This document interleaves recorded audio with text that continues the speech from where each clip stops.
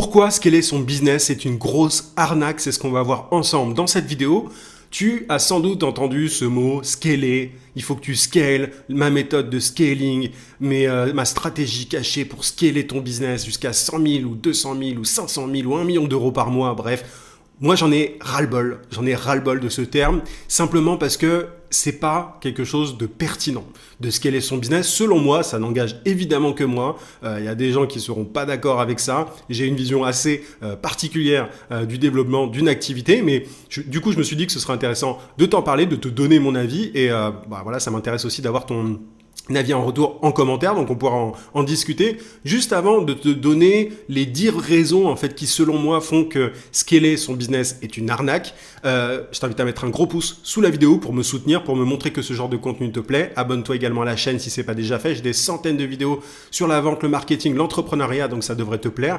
Active la cloche de notification aussi pour ne pas rater mes prochaines vidéos. Et dernière chose, si tu veux développer ton business plus rapidement en tant que freelance, coach, formateur, consultant, bref, en tant que personne qui vend ses services à des professionnels ou des entreprises, j'ai ce que j'appelle des emails secrets. Tu as le lien d'inscription en description, tu peux aussi cliquer sur le i et en t'inscrivant, c'est très simple, tu vas recevoir chaque matin à 9 h un email rempli de conseils, de méthodes, d'astuces pour trouver plus de clients.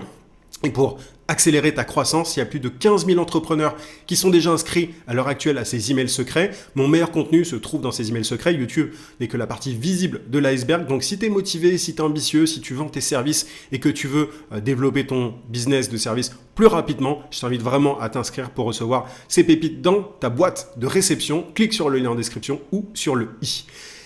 Ceci étant dit, quelle est la première raison qui explique que voilà, scaler son business est une arnaque? La première raison pour moi, elle est très simple en fait, c'est que quand tu scales, l'aide que tu apportes à tes clients est moins grande. En fait, plus tu as de clients, quand tu scales, forcément, l'idée c'est d'augmenter ton acquisition client, notamment via la pub, mais bon, ça on va y revenir. Mais quand tu scales, quand tu génères un maximum de clients, la qualité de ton service réduit très souvent. Alors certains vont me dire oui mais tu peux avoir une équipe si tu structures bien, etc. C'est pas le cas.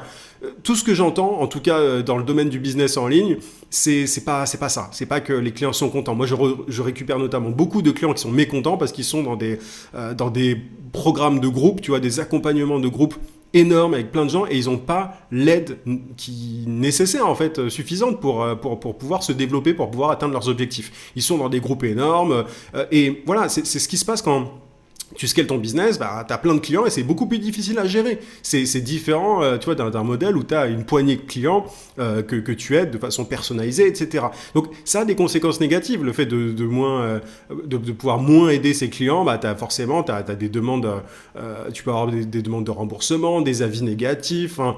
C'est pas quelque chose de très de super sur le long terme. Donc ça, c'est le premier truc. C'est le premier truc qui vient en tête. Quand tu as plein de clients, tu ne peux pas les aider aussi bien que quand on a une poignée. Ça, c'est mathématique. Alors, même si tu délègues, etc., très souvent, c'est pas possible de gérer un certain... Enfin, il y a des plafonds, on va dire. Il y a un moment, c'est pas possible d'apporter une aide ultra personnalisée, poussée, quand il y a des tonnes et des tonnes de personnes que tu dois aider. Donc ça, c'est le premier point. Le deuxième point, c'est que ça nécessite, quand tu scales, de gérer une grosse équipe. Une grosse équipe. Plus tu grossis, plus tu dois embaucher des gens. Alors, ça a des conséquences, tout ça, mais pour moi, déjà, le fait d'avoir une grosse équipe à gérer, ça te rend un petit peu prisonnier, d'une certaine manière, de ton propre business. C'est-à-dire que c'est une arnaque, cette fois, non pas pour les clients, même si ça l'aide d'une certaine manière, mais surtout parce que c'est pas le rêve qu'on te vend. Moi, je sais que les gens qui scalent, il y a des tonnes d'histoires comme ça, de burn-out, ils en peuvent plus, etc.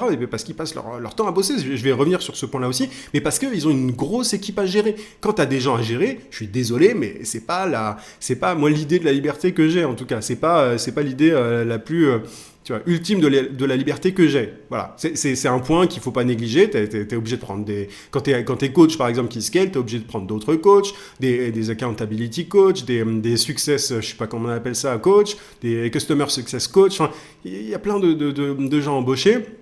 des copywriters, des machins, des trucs. Et en fait, bah, tu dois les gérer, ces gens-là. Ils vont pas se gérer tout seuls. Alors oui, ils t'aident à gagner du temps, etc. Moi, je suis 100% pour la délégation. J'ai moi-même une assistante, un graphiste, une correctrice pour mes textes. Enfin, j'ai des gens, mais je ne suis quasiment jamais... Enfin, ils ont des process et je les gère pas. Et alors, on pourrait me dire, oui, mais c'est pareil, dans un business qui scale, il y a des process et tout. Ouais, mais quand tu as beaucoup de gens à gérer, il y a forcément des trucs qui pètent à certains endroits et tu dois les corriger. Donc voilà, c'est pour ça que pour moi, cette idée de scaler son business n'est pas l'idée de liberté ultime. Je continue parce que sinon cette vidéo va durer 10 ans. Tu as aussi beaucoup plus de travail, enfin ça va te perdre tout ça, tu vois, tout ça est lié, mais quand tu scales ton business, tu as beaucoup de travail. Oui, tu peux gagner 100 000, 200 000 euros par mois, etc. Mais bah, tu bosses tout le temps, tout le temps. Et il y a des gens qui le décrivent très bien quand tu regardes un petit peu ceux qui scalent justement. Bah, ils passent leur temps à bosser, ils sont en burn-out, ils en peuvent plus. Enfin, t'as l'impression qu'ils vivent pour ça. Alors, quand on est passionné par son travail, c'est bien, mais il y a des limites, je te le garantis. Moi, ça fait assez longtemps que je fais ce que je fais. Ça fait plus de 8 ans que j'ai un business en ligne. Je sais qu'il y a des moments où tu peux pas, en fait. Et très souvent, le problème, ce sont les personnes qui scalent très rapidement, dans les 2 ans, 3 ans après avoir lancé leur business. En fait, ils se rendent pas compte qu'il y a un moment, ça va pas aller. Il y a un truc qui va mal se passer. À de rares exceptions près. Et évidemment qu'il y a des exceptions, etc. Moi, je te parle de la majorité. Va pas me citer un mec ou une nana qui réussit les choses très bien. Il y en a. Il y a ce qu'on peut appeler des licornes, d'une certaine manière, qui font tout très bien, etc. C'est super pour eux. Mais la majorité, enfin, la vérité, c'est que c'est pas le cas de tout le monde. Autre point, c'est que tes marges sont drastiquement réduites. La dernière fois, je regardais, il y avait un post, je sais plus sur quel réseau, je crois que c'était LinkedIn, mais je suis pas sûr, de quelqu'un qui avait justement un business, qui scalait, etc. Et quand il disait combien il se versait à la fin du mois, mais c'était ridicule. Parce qu'en fait, la réalité, c'est que quand tu scales ton business, tu as plus de coûts. Tu dois payer des gens, comme je te le disais, tu dois payer de la publicité. Enfin, tu as énormément de coûts et donc forcément, tes marges sont réduites. C'est souvent plus intéressant d'avoir un plus petit business où tu es seul, ou avec une équipe vraiment réduite, que de scaler à 100 000, 200 000 balles où au final, tu n'as quasiment rien dans la poche. Alors j'exagère quand je dis quasiment rien, tu me comprends. Mais ça, c'est un truc dont on ne parle pas assez souvent. C'est bien les 100K, 200K par mois, ou plus. Mais derrière, combien il te reste vraiment? Combien tu payes en fait pour les avoir, ces 100K, 200K? C'est un vrai souci et qui est souvent passé sous silence, je trouve. On regarde le chiffre d'affaires, mais on regarde pas le bénéfice. Et ça, c'est un peu un problème, parce que moi, ce qui m'intéresse, c'est le bénéfice. C'est pas combien je gagne par mois, je m'en fiche de ça. C'est combien il y a dans ma poche à la fin, quoi. L'autre point, c'est que tu as une dépendance totale à la publicité. En général, quand tu veux scaler, quand tu veux aller vite, tu payes de la pub. Et quand tu payes de la pub, tu dépends de la pub. Enfin, quand tu payes beaucoup de pub, il y a un moment, c'est dangereux. C'est dangereux parce que si tu as un business où ton acquisition client provient principalement de la pub, ou voire exclusivement de la pub, ton business, il est en danger. Oui, tu fais 100K, 200K par mois, mais pour combien de temps? Combien de temps tu vas réussir à faire ça? Et encore une fois, je te le dis, parce que moi, ça fait des années que j'ai un business en ligne, et justement, je considère que c'est un marathon, pas un sprint, parce que si tu fais 100K, 200K pendant 2-3 ans, et qu'après ça se casse la gueule parce que les coûts publicitaires ont augmenté, t'es mal. T'es pas bien, c'est pas ouf. Donc ça, c'est un truc aussi dont on parle rarement. Alors, il y en a qui essayent du coup de diversifier un petit peu leur source d'acquisition. Mais la réalité, c'est que quand tu veux atteindre certaines sommes et assez rapidement et grossir rapidement, tu es obligé de faire de la publicité, beaucoup de publicité, et de dépendre de Meta, de Google, etc. Donc ça, pareil, pour moi, c'est quelque chose c'est une arnaque dans le sens où, voilà, c'est pas un business qui est souvent pérenne. Souvent, tu as des gens qui arrivent sur le marché, tu les vois un petit peu et ils disparaissent du jour au lendemain. Moi, j'en ai vu des tonnes, des gens qui ont disparu du jour au lendemain parce que, justement, ils étaient dans cette logique de scaling. L'autre point, j'ai perdu le fil, je ne sais plus quelle raison c'est, mais c'est que tu as aussi une trop grande dépendance à des prestataires externes, que ce soit des closers, des setters, d'autres coachs, parce que pour pouvoir aider tes clients, si tu es un coach qui scale, je prends le cas des coachs, mais ça vaut pour tous les prestataires de services. Si au début tu aides tes clients en one-to-one, tu vois, de façon personnalisée, et que tu veux scaler, il y a un moment tu dois déléguer le travail à des gens, et tu délègues ça à d'autres coachs. Quand tu es coach ou à d'autres consultants, etc. Et le problème, c'est qu'il peut y avoir tout un tas de soucis. T'as ton prestataire qui peut s'en aller, il peut aussi te choper des informations ou des données un peu confidentielles. Il y a souvent ce genre de trucs qui arrivent, tu vois, t'en as un qui va se former un peu sur ton dos et qui ensuite va te faire concurrence derrière. Alors certains vont te dire avec cet état d'esprit de pseudo-abondance, oui, mais c'est pas grave, s'il a appris des choses en bossant pour moi, c'est très bien. La réalité, c'est qu'ils ont voilà, ils sont pas très contents de ça, on va dire. Donc, il y a une grosse dépendance à des prestataires externes. Enfin, il suffit aussi c'est difficile de trouver de bons prestataires, des gens compétents. Donc, quand tu délègues une partie stratégique importante de ton business à des gens, faut trouver la bonne personne. Parfois, ça prend du temps. Parfois, ils font du mauvais travail. Enfin, bref. Et tout ça, c'est source de stress, en fait. Moi, je comprends pas, en fait, comment est-ce qu'on peut tenir dans ce modèle-là pendant toute sa vie, tu vois. C'est encore une fois de rares exceptions, ça me semble extrêmement compliqué. Et c'est pour ça que pour moi cette idée de scaling est une arnaque, que ce soit pour les clients eux-mêmes ou à de rares exceptions encore une fois, ou pour les personnes qui veulent se développer. Il y a aussi un truc qu'on te dit pas trop, c'est que c'est nécessaire de vendre de façon agressive quand tu veux scaler. C'est-à-dire que en fait, le modèle souvent qui est suivi, c'est voilà, on renvoie vers un webinaire ou une VSL, une vidéo de vente, et derrière, tu as des gens qui vont harceler par téléphone les pauvres prospects, tu vois.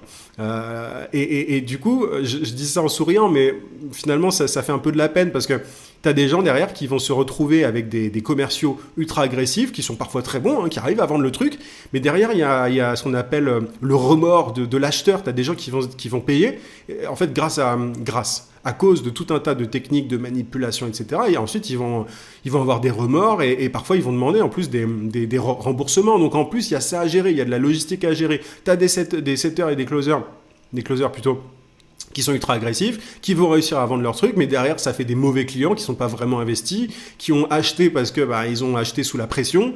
Parfois, ils demandent des remboursements. Parfois, ils n'ont pas de résultats parce que voilà, ils ont été un petit peu poussés, tu vois, à l'achat. Donc, et puis, au-delà de ça, voilà, la vente agressive par téléphone, moi, c'est pas mon truc. Je trouve que c'est pas réglo de faire ça. Chacun ça a son point de vue niveau éthique. Mais voilà, c'est un truc qu'il faut garder en tête. Tu es obligé, quand tu vends à des gens qui ne te connaissent pas, du trafic froid, d'utiliser certaines méthodes de vente, de persuasion, je dirais même de manipulation, qui sont pas top, quoi. Donc, bon, pour moi, en tout cas, c'est un problème. Tu as aussi beaucoup de visibilité quand tu scales auprès d'inconnus, et donc tu as bien plus de critiques. Donc au final, ok, tu gagnes de l'argent, mais tu as tous les problèmes que je t'ai donné, que je t'ai décrit précédemment, et en plus de ça, tu te fais critiquer. Alors en général, t'es blindé quand t'es sur Internet, tu vois, ça fait un moment que t'es sur Internet, que tu reçois des critiques. Moi-même, j'en reçois. On est blindé, mais bon, selon les personnes, ça peut être quelque chose qui les atteint. Et puis quand tu scales, t'as un volume de critiques qui est quand même beaucoup plus important, notamment à cause de la publicité. T'as plein de gens qui vont dire du mal de toi, qui vont te faire des saloperies. Enfin, c'est un passage obligé d'une certaine manière, et selon les personnes, ça peut être plus ou moins bien vécu.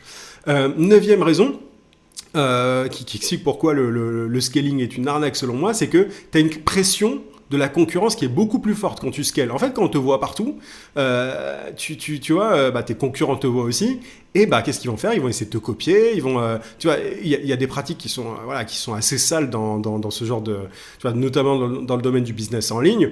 Il y a plein de trucs, je vais pas tout te décrire tout ce qui se passe et tout, mais tu as plein de gens qui copient, qui chopent certaines informations, qui te font des crasses, enfin bref. Donc ça, c'est c'est un autre élément de pression, en plus de tout ce que je t'ai cité avant. C'est pour ça que, cette idée de liberté en scalant, franchement, bullshit. Et le dernier point dont je voulais te parler, c'est un peu le truc qui est lié, tu vois, à tout ça, c'est que, forcément, du coup, quand tu scales, à moins d'être vraiment quelqu'un qui a une personnalité très spéciale ou vraiment blindée, tu as plus de stress en fait, et tu risques un burn-out. Et encore une fois, il y en a des tonnes des personnes qui font des burn-out en scalant leur business. C'est pas quelque chose de naturel, tu vois, de scaler, d'arriver à certains niveaux de chiffre d'affaires. Et quand tu scales, tu privilégies encore une fois le chiffre d'affaires au profit, au bénéfice et à ton lifestyle. Donc ça, moi personnellement, c'est pas mon point de vue. Quand j'aide les gens à développer leur activité, c'est pour qu'ils aient un business au service de leur vie, pas pour qu'ils aient des tonnes de gens à gérer, pour qu'ils aient une marge, tu vois, un bénéfice qui soit réduit. C'est pas non plus pour qu'ils dépendent de la publicité, de plein de prestataires. Bref, c'est pas un modèle qui, moi, me botte, et pour moi c'est vraiment la plus grosse arnaque du business en ligne, dans le sens où voilà, c'est pas agréable à vivre, et en plus de ça, ça n'aide pas mieux les clients. Il vaut mieux avoir un business plus humain. Alors j'aime pas le terme, c'est très connoté, mais d'une certaine manière c'est un peu ça. L'idée c'est plutôt d'avoir un business model intelligent qui te permette à la fois toi, d'être libre, d'avoir du temps pour toi et d'aider au mieux tes clients. Et c'est dans ce sens-là, moi, que je vais et que j'accompagne les personnes qui me font confiance. Donc voilà, si tu veux aller plus loin par rapport à ce genre de sujet, si tu es OK avec plutôt cette vision, plutôt que le scaling, je t'invite à t'inscrire à mes emails secrets en cliquant sur le lien en description ou sur le i. Et tu auras une séquence de bienvenue qui explique un petit peu qui je suis, ce que je fais, ce que je propose, etc. Et c'est important de la lire dans son intégralité. Tu auras tout un tas de valeurs aussi pour ton business. Donc inscris-toi, mets un pouce si cette vidéo t'a plu et n'hésite pas à me dire ton avis par rapport au scaling. Ça m'intéresse. Je serais ravi d'entendre tes retours par rapport à ce sujet. Je te dis à très vite.